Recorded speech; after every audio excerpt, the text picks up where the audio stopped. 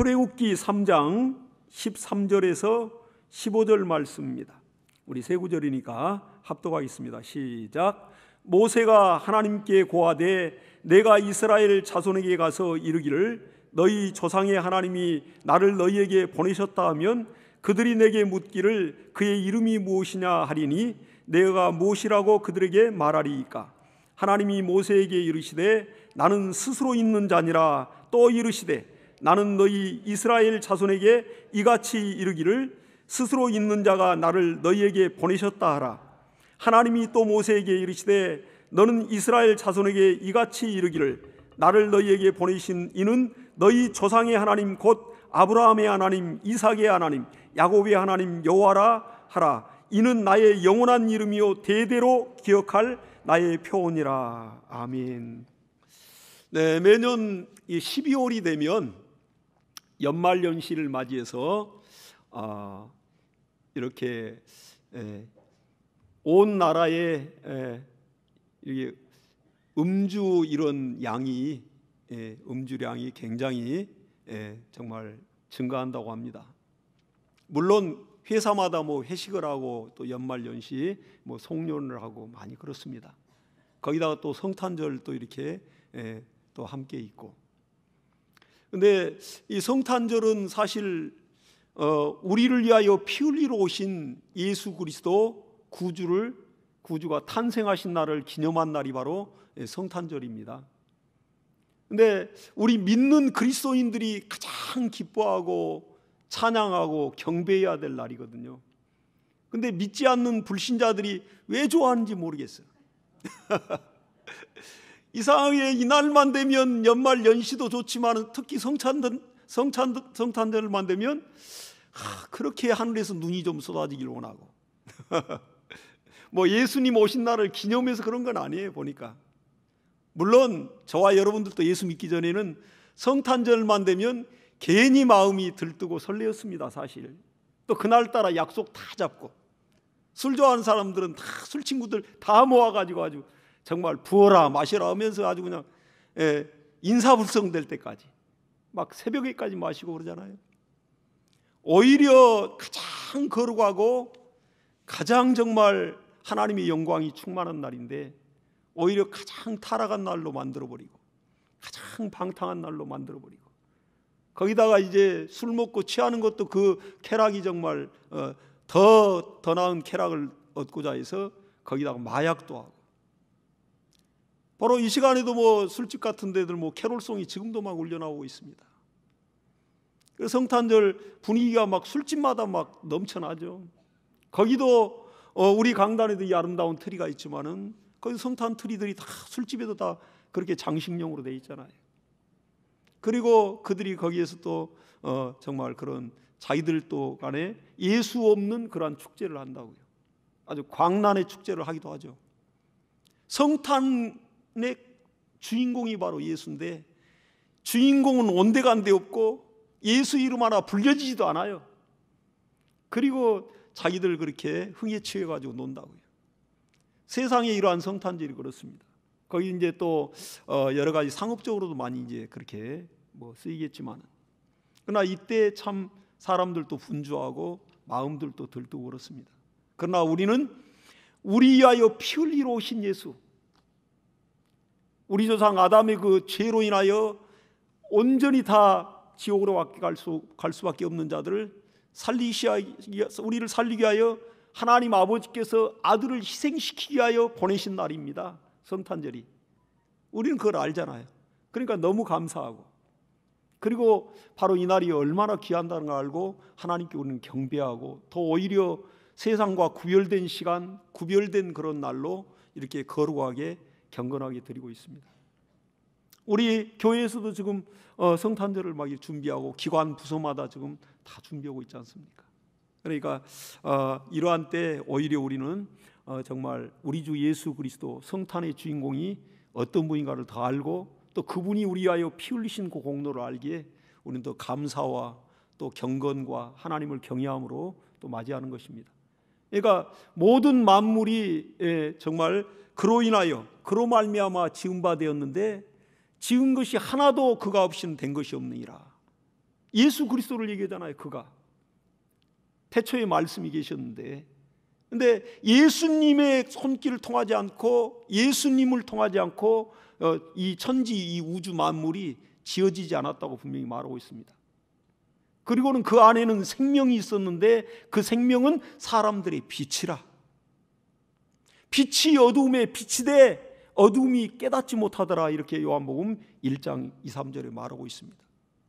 그러니까 빛이 이 어두운 세상에 왔다고요. 이런 피조된 사람이 만든, 그리고 또 하나님이 만드신 피조된 그러한 해와 달의 이런 빛이 아니에요. 하나님의 영광입니다. 하나님 자신이 오신 거예요. 그러니까 이 어두움 가운데, 이 흑암 가운데 빛이 왔다고요. 참빛이. 참빛이 세상에 있었나니, 이렇게 말하고 있습니다. 그러니까 그 빛이 어두움에 빛이 돼 어두움이 깨닫지 못하더라, 그렇게 기록됐는데, 그 기록된 성경 맨 밑줄에 이 주석을 보면 이기지 못하더라, 그렇게 기록이 되어 있습니다. 빛이 어두움에 흑암에 비치니까 그 흑암이, 그 어두움이 빛을 이기지 못하더라, 그렇게 성경이 풀어놨어요. 오늘 이 밤에도 저와 여러분 심령에 하나님의 생명의 영광이 빛이 들어옴으로 인하여 어두움이 가정의 우환질고를 가져오고 우리의 발목을 잡고 또 가난과 질병과 저주를 가져와서 그렇게 억압하는 그 저주가, 그 어두움이 견디지 못하고 떠나가 버리는 그러한 밤이 되시길 예수 이름으로 축복합니다. 하나님의 말씀에는 빛이요 생명이 있어요. 생명의 말씀이라 하지 않습니까? 하나님의 영광은 곧 빛인데 피조된 빛이 아닙니다. 우주 이벽에서 우주 이벽까지 이렇게 가려면 그 인간들이 계산하는, 만들어 놓은 그런 이 태양빛, 그 빛의 속도로 가도 계산할 수가 없을 정도로 큰데, 그러나 하나님의 이 영광의 빛은 순식간에 도달한다고요. 모든 공간을 다 초월하고, 그게 하나님의 영광입니다. 그러니까 우리가 오늘 곧 여기서 숨진다 하더라도 바로 이 낙원으로 순식간에 우리가 옮겨져 가 있지 않습니까? 하나님의 영광으로. 그와 같습니다. 그렇게 하나님의 영광이 우리 심령에 비칠 때 우리 안에서 불신앙과 염려와 이런 환난과 저주들이 완전히 제거되는 것입니다. 그래서 우리가 찬양할 수가 있어요. 그래서 우리가 진실로 기뻐할 수 있는 겁니다. 기쁨이랑 또 억지로 되는 게 아니에요. 내가 알고 깨달을 때, 맞다, 내가 이렇게 우거지상하고 살 이유가 없지. 에스겔서에 보니까요, 내 안색이 내 재앙을 자초하느니라 그랬어요. 그래서 항상 정말 우리가 정말 하나님의 그 은혜가 감사하고, 좀 가진 것이 없어도 항상 우리가 정말 부요한 것은, 저 하나님께서 우리 안에서 우리를 사랑하시고 성령 하나님이 우리 사정 알고 계시니까, 우리 또한 하나님을 사랑하여, 고린도전서 8장 3절에 보니까 하나님을 사랑하는 자는 하나님의 아신 바가 되었느니라 그랬더라고요. 얼마나 담력 있는 말씀입니까? 얼마나 담대하냐고 이 말씀이요. 저와 여러분 바로 오늘 시간에도요, 딱 우리가 마음을 정하고 내가 진실로 하나님께 내가 집중하리라, 그럼 내가 하나님을 진실로 내가 사랑하리라. 그분이 먼저 나를 사랑했으니까 내가 적어도 하나님을 사랑하고 하나님 뜻대로 살아야지 하고 결단하면, 놀랍게 우리 영혼 안에 성전 삼고 들어와 계신 성령께서 아시고 그분이 기뻐하시니까 말할 수 없는, 내가 생각지도 못했던 기쁨이 안에서 힘있게 밀고 올라오는 것입니다. 그렇기 때문에 오늘 이 밤에도 우리가 예수께 집중하고 하나님께 집중할 이유가 바로 여기에 있습니다. 그래서 이제 겨울입니다. 이렇게 겨울이 되다 보니까 낙엽은 지고, 그렇게 여름에 푸르렀던 그런 모든 잎사귀는 다 이제 낙엽이 돼가지고 떨어지고, 이제는 앙상한 가지가 남았습니다. 그리고 그 이후에 또 눈이 덮이니까 또 그 또한 또 아름답더라고요. 계절마다 다 아름다워요. 사실은 하나님이 만들어 놓으신 것이라. 근데 이 겨울 나무들을 보면 뭐 앙상하고 이렇게 메마른 가지에 보면, 이게 죽었는가 살았는가 알 길도 없이 아주 그 회색빛 잿빛으로 된 그 껍질을 입고 있으면서 뭐 잎사귀는 하나도 없고, 앙상하게 그렇게 메마른 가지가 있잖아요. 죽었는가 하고 확 이리 꺾어보려고 하면 꺾이지 않고 가지가, 산 가지들은 다 기어집니다. 근데 어떤 똑같은 가지인데 탁 잡고 살았나 죽었나 하고 탁 당기는데 툭 부러지는 가지가 있어요. 그걸 이제 삭정이라고 하는, 삭정이. 그러니까 죽은 나무가지를 삭정이라고 그래요. 옛날에는 나무를 이렇게 베다가 또 나무를 긁어다가 직접 밥을 해 먹고 산 시절도 옛날에 있었습니다. 우리나라가. 그 뒤로 이제 연탄이 또 보급되고 이렇게 해서 이제 보일러가 들어오게 했죠. 근데 그 나무를 하러 가보면 그 보면 죽은 나무가 있고 산 나무가 구별이 돼요. 그래서 톡 그 잘라내고 끊어내서 그런 죽은 나무들은 땔감용으로 쓰거든요. 그러니까 똑같은 나무인데 예수 그리스도는 포도나무요, 우리는 가지요. 그러니까 이 가지를 잘라서 화목으로 보통 쓰잖아요. 근데 그 나무하러 가서 이 가지를 툭툭 잘라가지고 탁 그걸 이제 묶어가지고 와서 불을 떼서 이렇게 밥도 해 먹고 또 방도 따뜻하게 하고 그렇게 하는데, 그 똑같은 나무 같은데 모양새도 똑같고 한데 어떤 나무는 가지는 죽어 있고 어떤 가지는 살아 있다고요. 우리 신앙도 마찬가지입니다. 겉으로 봐서는 교회도 다니고 뭐 이렇게 신앙생활 하는 것 같은데 정작 어려움 당하면 정말 믿음을 발휘하지 못해. 믿음을 나타내질 못해. 그래서 세상에서도 빛과 소금의 역할을 감당하지 못합니다. 세상에 짓밟히고 묻혀 들어가고, 그러면 이 주변의 같은 회사의 직원들도 이분이 분명히 교회에서는 집사라는데, 야, 그런 집사면 나도 집을 사겠다. 야. 집사라서 또 잡사라고 하잖아요, 그들이. 그러니까 같이 또 술 한 잔씩 홀짝홀짝하고 또 같이 또 끌려다니면서 그렇게 돼버린다면 정말 하나님도 얼마나 실망하겠습니까? 그러듯이 이렇게 우리가 참 죽어있는 가진 같은데 살아있고, 똑같은 가진 것 같은데 정말 죽어있는 가지가 있고 살아있는 가지가 있습니다. 예수 그리스도가 포도나무라면 우리는 가지라고 그랬어요. 그러니까 예수 그리스도의 그 피의 진액이 가지까지 다 와서, 열매는 나무에 바로 맺히는 게 아니라 그 가지에서 열매가 나오잖아요. 농부는 그 열매를 기대하고 그 가지가 다 왕성하게 자라기 위해서 더 거름을 복돋아 주면서 그렇게 정말 공을 들입니다. 저와 여러분은 예수님이 포도나무라면 우리는 가지라고요. 그러듯이 우리는 이러한 산신앙, 정말 산가지와 같이 그렇게 사람들이 볼 때는 보잘것없을 수 있어요. 그러나 우리 심령 안에는 뜨거운 그리스도의 피가 흐르고 우리 안에는 하나님의 그 사랑하는 그 열정이 우리 안에 있어야 됩니다. 근데 이 교회 안에 보면 연말 연시만 되면 참 부평초 같은 그런 또 신앙도 있어요. 부평초라 하니까 뭐 부평에 있는 초등학교인가 하지 마시고 이게 이제 수초식물 이름입니다. 부평초가. 우리가 이 모내기를 하고 벼를 이제 심고 그리고 이제 논에 이제 물을 대주죠. 그러면 그 벼가 이렇게 자라면, 모가 이렇게 자라면 이제 벼죠. 벼가 이렇게 자라면 그 사이로 이렇게 물이 가득 채워지기 때문에 물을 뺄 때가 물론 나중에는 있지만 이제 성장기 때는 물을 가득 논에 대잖아요. 그러니까 그 벼 사이로 보면 수초들이 이렇게 막 둥둥둥둥 떠 있어요. 우리 어려서 그것을 이제 개구리밥이라고 그랬는데 그게 바로 부평초입니다. 그러니까 물이 이렇게 출렁하고 이렇게 흘러가면 물길 따라서 물의 흐름 파동 따라서 그 부평초가 물 위에 떠 있기 때문에 그대로 왔다 갔다 왔다 갔다 그래요. 보면 물속을 들여다보면 그 부평초 그 식물 바로 밑에 이 식물의 그 뿌리가 물 위에 떠 있는 게 보여요. 이게 그러니까 이 부평초는 땅 속으로 뿌리를 이렇게 내리지 못하고 물 위에 떠 있는 수중식물입니다. 그러니까 연말만 되면 이런 부평초 같이 내가 이제는 이 교회를 내가 떠나야지. 정말 내가 고생했지 1년간. 그리고 또한 직분을 맡다가 이제는 내가 너무 힘들었어. 이제는 내년에는 이제 그만둬야지. 딱 이때가 그런 때에 지금 보니까. 그러니까 내가 이제는 내가 유튜브에 보니까 그렇게 말씀도 좋고 그렇게 사랑이 넘치는 교회 같은 곳이 있던데 내가 그리 한번 가볼까? 이 연말로만 되면 이렇게 마음이 술렁술렁 되는 이 부평초 같은 신앙. 진리의 뿌리를 내리면 무슨 요동이 있겠어요? 뭐 어디간들 뭐 교회가 똑같고 믿는 자들이 다 똑같죠. 어딘들 고난 없겠습니까? 어딘들 문제 없겠습니까? 그러니까 이 부평초 신앙을 보면 이 옛날에 그 유행가가 생각나요. 이리 갈까 저리 갈까 차라리 돌아갈까. 많이 들었던 유행가 가사죠. 세 갈래 길 삼거리에. 지금 자기 앞에 세 갈래 길이 있는 거야.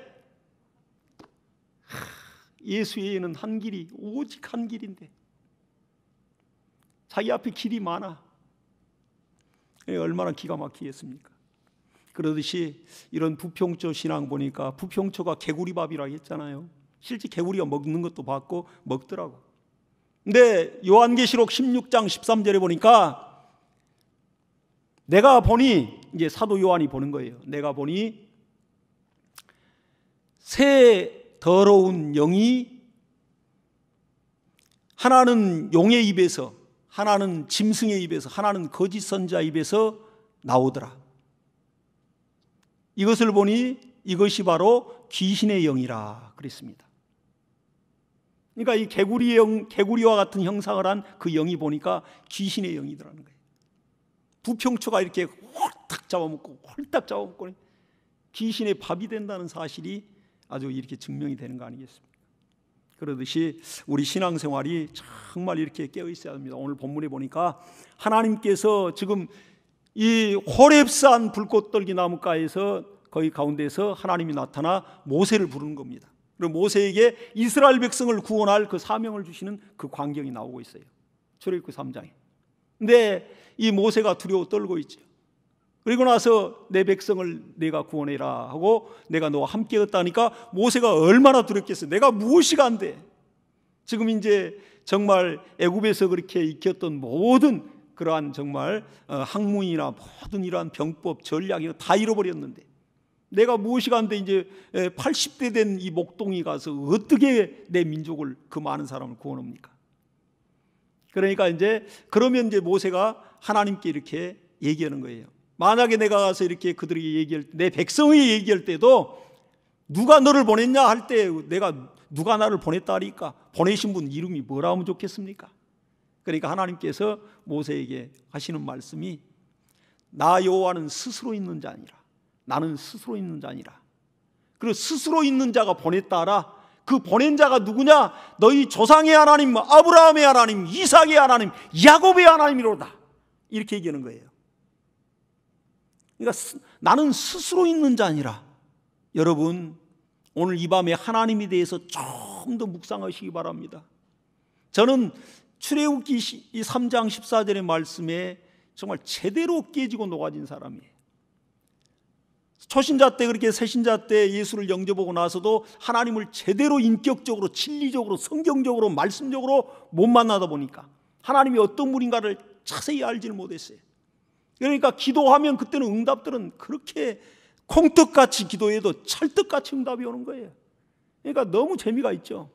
근데 점점 성장하고 이제 시일이 가다 보니까 응답이 빨리빨리 안 오대요. 뭐 다 같이 경험한 거 아니겠어요? 근데 이제 그러한 때 하나님에 대한 여러 가지 원망도 생기기도 하고, 내가 그렇게 기도했는데 하나님 사정 알면서 이렇게도 응답 안 하시냐고 또 그런 마음이 들어요. 또 몸이 아플 때든가 질병이 있을 때든가 얼마나 기도하고 있는데 그렇게 빨리 낫지 않고, 그러면 그 병상에서 그런 마음이 또 들어가는 것입니다. 근데 이제 그때 새벽 기도를 나갔는데 그때 깨달음을 하나님이 주신 게 바로 오늘 이 본문의 말씀이었습니다. 네가 아무리 정말 나를 만났다 하여 할렐루야 하면서 뛰고 춤을 추면서 하나님 참 살아계시네요, 할렐루야 하나님 살아계시네요 한다 해서 내가 있는 것이 아니고, 또 네가 응답이 안 오고 네 마음대로 안 풀리고 네 뜻대로 안 풀리고 한다 하여 하나님이 어디 있어? 하고 하나님을 그렇게 원망하고 저주한다 해서 내가 없는 그런 존재가 아니다. 나는 너에 의해서 내가 있다 없다 한 존재가 아니야. 나는 스스로 있는 자 아니라. 여러분 오늘 이 밤에 기도할 때도 정말 뭔가를 응답받기 원하잖아요. 또 가족 중에 아프신 분도 있고 직장과 또 일터와 사업장에 지금 여러 가지 어려운 문제도 많이 산적해 있을 겁니다. 또 인간관계에서 풀리지 않는 문제도 있고, 자녀들의 진로 문제가 있고, 또 학업 문제가 있고, 결혼 문제가 있고, 정말 기도할 게 정말 산적해 있죠. 근데 뜻대로 내가 원하는 대로 하나님 다여 그렇게 하나님을 가볍게 해서는 안 됩니다. 우리를 만드신 분이 바로 하나님 우리 아버지시라니까요. 그러니까 이렇게 지음받은 자가 우리를 만든 자 앞에 왜 나를 이 모양으로 만들었냐고 할 수가 없는 겁니다. 각각 하나님은 세계에서 가장 잘나게, 가장 뛰어나게, 가장 좋은 달란트를 각자에게 공평하게 다 주셨다고요. 그걸 자기가 게을러서 자기를 개발하지 않고 자기 안에서 그렇게 숨겨져 있는 달란트를 그대로 사장시키고 죽어가기 때문에 문제지요. 누구든지 가히 따라올 수 없는 그러한 달란트들을 하나님이 다 좋은 재능들을 각자에게 주셨습니다. 그게 빨리 발견되고 빨리 개발한 사람은 사람들에게 드러나서 사람들이 그걸 상품화해서 정말 돈도 벌기도 하고 인기도 얻기도 하고 그렇지 않습니까? 그 하나님 앞에 우리가 감히 하나님 앞에 우리가 이렇게 힐난을 할 수가 없어요. 희롱하고 조롱할 말을 할 수가 없습니다.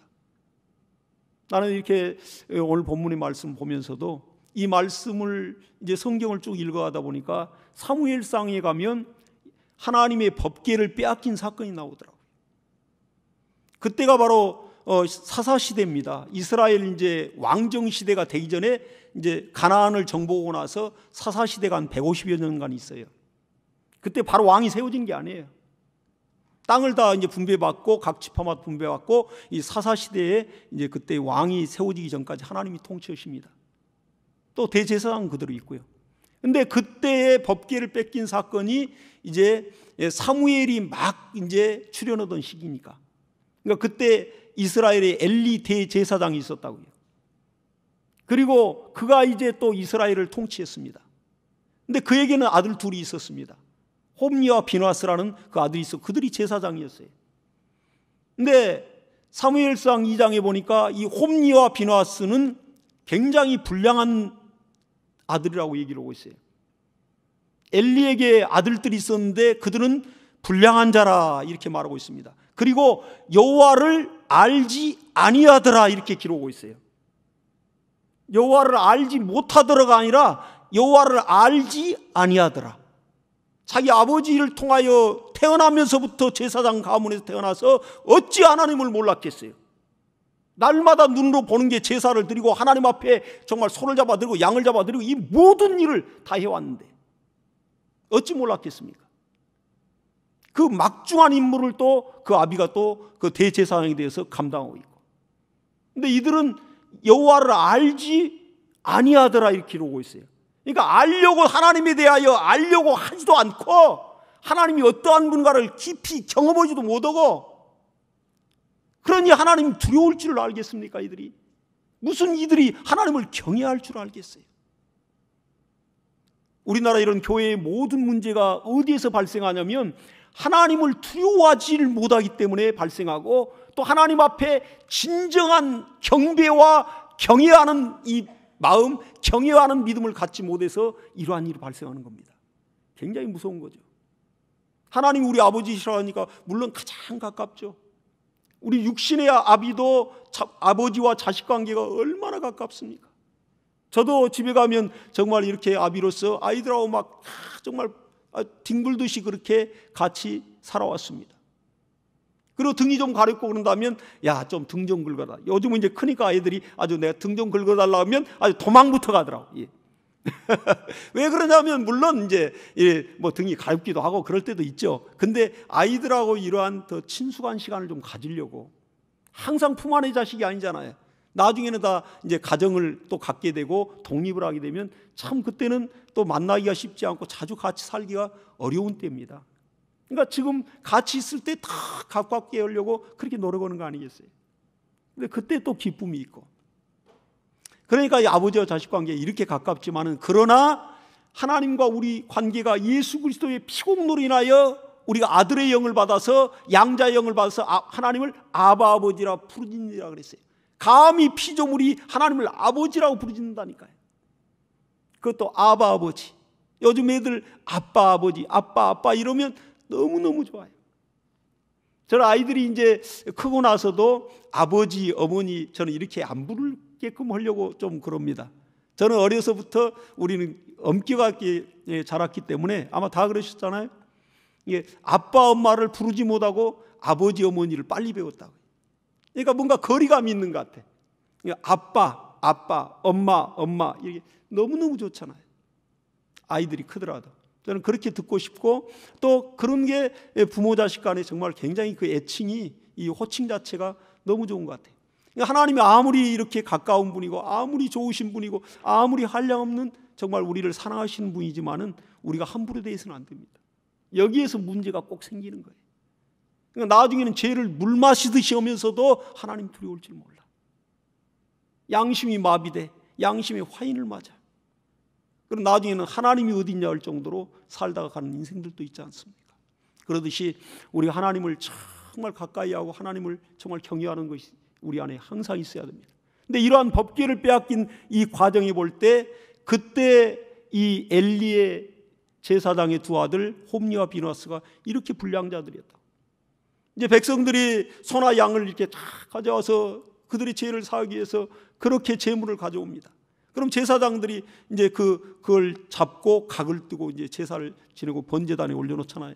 근데 제사 지내기 전에 먼저 소를 잡고 양을 잡고 이러면 그 좋은 고기의 부위를 먼저 자기 사환을 시켜가지고 이 두 아들이 제사장들이 그 다른 제사장들 그 일을 할 때 그 고기를 가로채웁니다. 그럼 나중에는 하나님께 이제 기름을 또 태워서 드려야 되기도 전에 이 고기를 가장 좋은 부위를 골라내서 그걸 육회로 날것으로 그렇게 나왔어요. 기록이 돼 있어요. 날것으로, 요즘은 육회죠, 육회. 날것으로 이렇게 가져오도록, 그렇지 않으면 강제로 빼앗겠다고 하면서 위협을 하면서 가져옵니다. 하나님 앞에 제사도 안 드렸는데. 그리고 성전 회막에서 일하는 그 여인들을 또한 겁탈을 하고 뭐 천인 공노할 일들을 저지르죠. 그러니까 나중에는 하나님이 사무엘을 통하여 엘리 그 제사장이 그 사실을 알고 그들에게 주의를 줬지만은 징계를 안 했어요, 보니까. 그래서 이제 엘리 가정에 하나님께서 정말 강력히 진노하시고 그러한 이제 재앙을 내립니다. 그리고 사무엘을 통하여 그렇게 하겠다고 말했어요. 엘리 제사장 그 가문에는 앞으로 정말 이렇게 노인이 그 가정에서 나오지 않겠다. 노인이 나오지 않는다는 얘기는 정말 어려서부터 태어나자마자 죽기도 하고 젊을 때 다 죽는다는 거죠, 자손들이. 그 무서운 재앙을 내렸어요. 마침내 이제 또 그때의 블레셋에서 이제 침공에 들어옵니다. 전쟁이 벌어져요, 이스라엘과. 그때 홈리와 비누아스도 역시 전장에 나갑니다. 그리고 이스라엘 군대와 싸우는데 이스라엘 군대가 그 아벡 전투에서 4,000명이 죽어요. 그리고 완전 대패한다고요. 그리고 우리가 왜 이렇게 패했는고 하고 이스라엘 장로들이 모여서 논의하는 가운데 이건 하나님의 법궤를 가지고 오면 우리가 이기겠지 하고 이제 홈리와 비누아스를 통해서 법궤를, 실로에 있는 그 법궤를 가져오게 합니다. 그러니까 법궤가 이제 이스라엘 진영이 들어오니까 이스라엘 군대들이 얼마나 사기 충천했던지 땅이 진동했다고 기록을 하고 있습니다. 그렇게 막 그들이 창을 막 두들기면서 그렇게 아주 전의를 불태웠다고. 그러니까 블레셋 진영에서 보니까 저들이 이스라엘 신이 지금 들어왔다, 저들 진영에 이스라엘 신이 들어왔다, 이렇게 표현하고 있어요. 그들이 두려워 떨었다 했습니다. 근데 그 중에 어떤 이제 장수들이 아니다, 블레셋 사람들아 우리가 대장부가 돼서 아주 용기 있게 싸우자 하면서 막 싸우는데 이스라엘 군대가 완전히 참패를 했습니다. 법궤를 가지고 나가 싸웠는데도. 그래서 그날 전투에서 3만 명이 죽었어요. 3만 명. 말이 3만 명이죠. 그리고 이들이 완전히 참패하고 이제 법궤는 빼앗기고 패전병이 돼서 돌아왔습니다. 이 법궤가 이제 빼앗겨가지고 이 법궤를 전리품으로 블레셋에서는 그 다곤 신당에 그 법궤를 갖다가 안치를 했어요. 자기 신상 앞에 전리품으로 갖다 바친 거예요, 법궤를. 이스라엘 백성들은 완전히 참패하고 다 흩어져 버리고 법궤 하나 남아 있는 거 아닙니까? 근데 그 다음 날 자고 일어나 보니까 그 성전이 다 부서지고 그 다곤 신상이, 그 큰 거대한 다곤 신상이 목이 잘려 있고 팔다리가 다 잘려 있는 거예요. 이거 뭘 뜯어겠어요?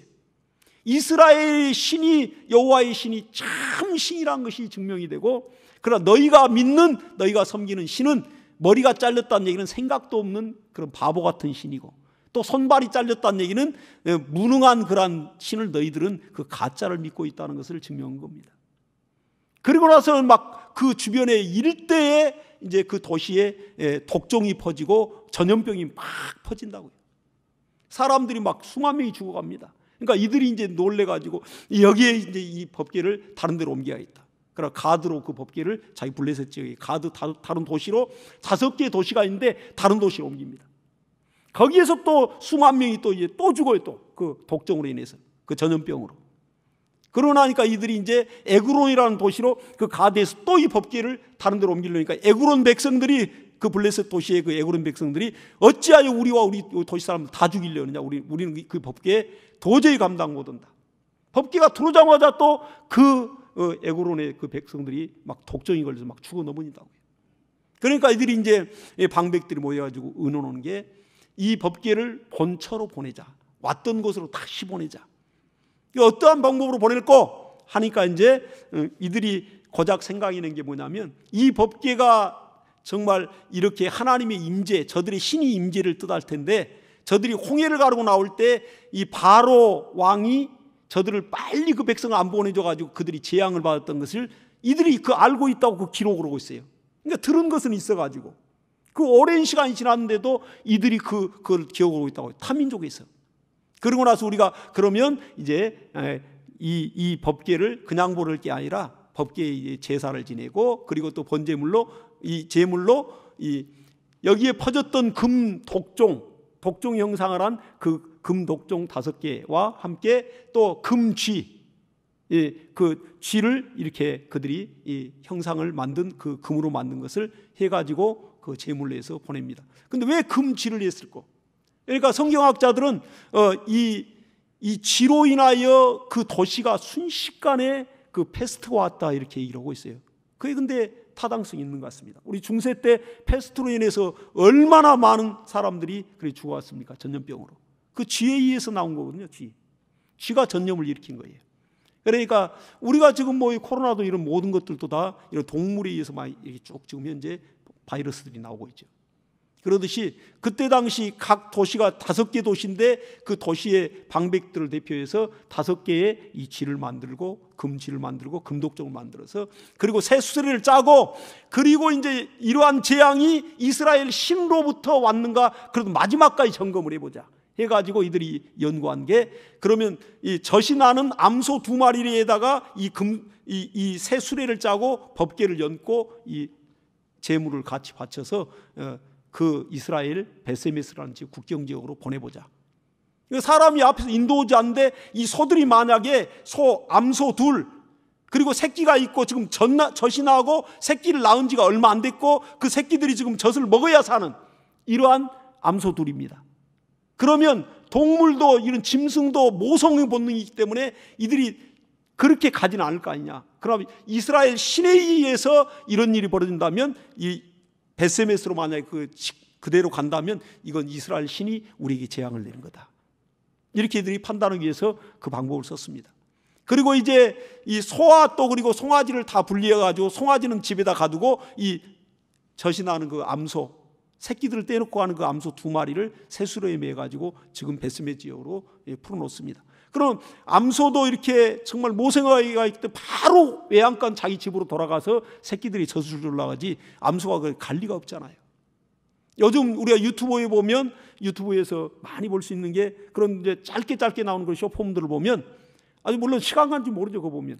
근데 거기에 이런 반려동물들이 나와가지고 여러 가지 동물들이 그 새끼들을 이렇게 키우고 새끼들 보호하는 걸 막 이렇게 촬영해가지고 감동적인 영상들을 보여준다고요.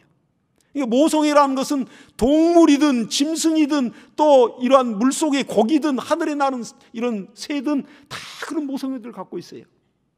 그러니까 어떤 이제 그 강아지 이렇게 어미 강아지하고 이렇게 강아지가 이렇게 있는데 정말 너무 귀엽죠. 근데 그 주인이 이제 한번 실험을 하더라고요. 이 유튜브에 보니까 그 새끼 강아지를 갖다가 막 야단을 쳐요. 막 야단을 치니까 어미 개가 막 와가지고 주인한테 주인의 손을 잡으면서 그 회초리를 막 이렇게 내리치는 손을 막 잡으면서 자기가 몸으로 막 다 방어를 해요. 그리고 주인을 한번 또 쳐다보고 또 이렇게 방어하고. 그러니까 이런 걸 볼 때 참 짐승들도 그 모성애가 대단합니다. 하나님이 그러한 하나님의 사랑을 그렇게 이런 모든 미물까지도 이렇게 하나님이 유전자로 이렇게 집어넣는 거 아니겠습니까? 특히 사람은 이루 말할 거 없죠. 그런데 놀랍게 이 암소들이 이렇게 가는데 뭐 앞에 사람이 끌고 가는 것도 아니고 그렇게 딱 풀어놨는데 수레를 그대로 끌고 그대로 좌우로 치우치지도 않고 엉엉 울면서 이 암소들이 지금 베세메스로 그냥 그대로 간다고, 그대로 직진한다고요. 이스라엘 뒤에 이제 블레셋 방백들 그 관료들이 따라갑니다. 그걸 끝까지 확인하기 위해서. 그리고 마침내 그 이제 베세메스 이스라엘 지경에 도착해서 이들은 돌아가고 그걸 확인을 해요. 이스라엘 백성들이 그 베세메스에서 밀을 베다가 지금 법궤가 돌아오는 걸 보고 그 빼앗겼던 법궤를 그 맞이하면서 얼마나 기뻤는지 몰라요. 그리고 이제 그 수레를 패가지고 이제 그 소를 잡아가지고 거기서 태워서 번제로 하나님 앞에 제사를 드립니다. 근데 그 모든 그들의 행위들이 물론 기뻐하는 까지 좋아요. 근데 그들의 그 행위들이 그 사사시대의 그 이스라엘 백성들의 신앙을 지금 대변하고 있습니다. 원래는 율법대로라면 암소를 희생제물로 쓸 수가 없어요. 레위기서 1장 3절에도 분명히 이 희생제물을 드릴 때는 수소를, 흠없는 수소를 제물로 사용할지라 분명히 말하고 있습니다. 구분하고 있다고요. 근데 이들이 암소를 그대로 잡아가지고 하나님 앞에 번제를 드려요. 이런 모든 것들이 그들이 하나님 앞에 이렇게 제사 드리는 모든 것도 다 흐트러져 버린 그러한 사사시대입니다. 그러니까 사사기 17장 6절에 보니까 그때의 이스라엘 백성들이 왕이 없으므로 자기의 소견대로 옳은 대로 자기의 옳은 소견대로 행하였더라 그랬어요. 자기 마음대로 하나님을 섬기고 자기 감정대로 하나님 섬기고 자기의 뜻대로 그냥 자기 좋은 대로 하나님을 다 그냥 그렇게 섬겼던 겁니다. 하나님의 율법이 하나님의 말씀이 있는데도 불구하고 전혀 그걸 다 무시해버리고 그 시대가 바로 사사시대예요. 법궤를 다 뺏기고 물론 하나님이 법궤 안에 들어가 계셔서 그렇게 그런 공간에 갇혀 있는 분은 아닙니다. 하나님이 어떤 이런 공간 안에 어떤 성전 안에 갇혀 계신 분이 아니에요. 그러니까 솔로몬도 역시 성전을 짓고 나서는 여기에 어떻게 그 광대하신 하나님을 여기에 모시겠는가? 그 하나님의 이름만 여기 우리가 모시고 여기에 분향할 따름이라 했습니다. 여러분 이렇게 이들의 이 신앙 속에서 우리는 뭘 발견하겠습니까? 하나님의 법궤만 있다면 전쟁에도 이기고 하나님의 법궤만 끌어오면 우리가 불법을 행했던 죄를 지었던 무조건 승리하고 무조건 하나님이 도우실 것 마냥 이게 바로 기복적인 신앙 아니겠습니까? 그러니까 기복신앙을 우리는 항상 경계해야 됩니다. 우리가 기도하다가 왜 실망합니까? 우리가 부르짖다가 왜 실망합니까? 하나님을 의지하다가 왜 실망하냐고. 나아가서는 더 원망까지 하죠. 나아가서는 또 그 원망이 지나치면 술 한잔 하고는 저주까지 해버립니다. 나중에는 하나님까지 떠나버리고. 이 모든 것이 시작부터가 잘못된 신앙이에요. 하나님은 스스로 홀로 자존하시는 스스로 계신 분인데 내가 그 하나님을 내 목적에 이용하고 내가 그 하나님을 내 마음대로 끌어다가 내가 이용하고 또 그렇지 않으면 팽개쳐놓고 이들이 이제 이렇게 또 베세메스에서 그 사사시대 때 그 이스라엘 백성들이 그렇게 하나님을 그렇게 무지하게 말씀을 무시하고 하나님의 법도를 무시하고 하나님의 명령을 무시하고 그걸 섬겼다고요. 그러니까 나중에는 거기에서 어떤 일까지 벌어졌냐면 그렇게 제사 지내고 나서는 그들이 법궤가 신기하니까 베세메스 사람들이 모여가지고 그것도 하나님의 백성들이 모여가지고 법궤의 뚜껑을 열어버립니다. 그 안을 들여다보려고. 그 주변에 있던 70명이 거기서 즉사해버렸어요. 그러니까 이들이 두려워가지고 법궤를 이제 어디로 블레셋 사람들이 그랬던 것처럼 빨리 갖다 치워버리자 하듯이 그 법궤를 갖다가 기란여람 사람들을 불러가지고 그 법궤를 거기다가 또 갖다가 이제 밀어버린다고요. 그러고 나서 그 기란여람의 법궤가 20년간 거기에 방치되어 있습니다. 이렇게 하나님을 섬겼다고요. 근데 이 베세메스라는 지역은 이스라엘 백성들이 여호수아를 앞세워가지고 이제 요단강을 건너서 가나안을 점령하고 그 정복하고 나서는 땅을 분배합니다. 땅을 분배할 때 여호수아 21장에 보니까 그 사건이 나와요. 이 베세메스라는 지역이 어떤 지파에게 이렇게 할당이 되었고 분배가 되었냐면 바로 아론의 자손들에게 레위지파 아론의 자손들에게 이 땅이 분배가 되었습니다. 베세메스가. 그 벳세메스 지역에 살고 있는 사람들은 아론의 자손들이에요. 제사장들이에요. 제사를 또 담당하는 사람들. 거기 나가 성경학자들은 거기 아론 자손 중에서도, 그 레위지파의 아론 자손 중에서도 고핫 자손, 그들이 그 벳세메스에 살았다는 거예요.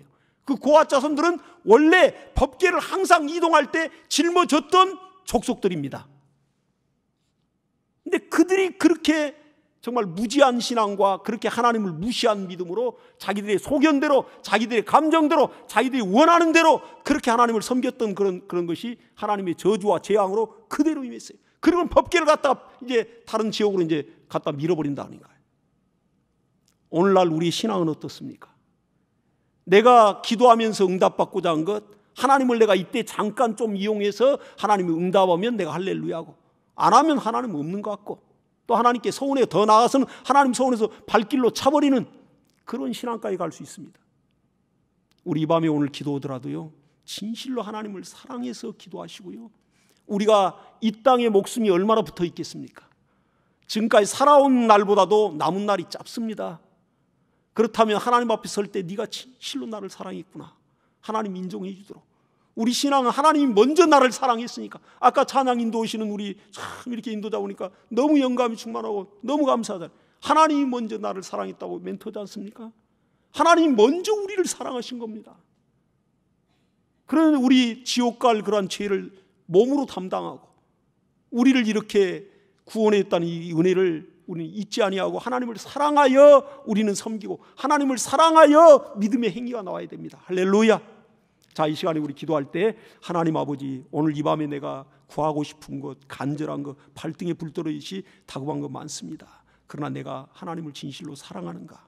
나를 위하여 피 흘리신, 내 죄를 나는 지옥으로 갈 수밖에 없는 자인데 나를 위하여 피 흘리신 예수, 진실로 내가 그분을 사랑하는가? 내가 하나님 앞에 먹고 마시는 것 좀 부족하다 하여 금방 토라지고 내 뜻대로 좀 안 된다 하여 구해서 좀 빨리 응답한다 하여 하나님을 원망하고 불평했던가? 참 이건 종교적인 이러한 정말로 하나님 앞에 얼굴 들 수 없는, 아버지 하나님, 진실로 내가 하나님을 사랑하여 섬기기를 원합니다. 우리의 심령과 신앙을 다시 한번 새롭게 해주시옵소서. 우리 이 시간 간절히 기도하겠습니다. 하나님 아버지, 하나님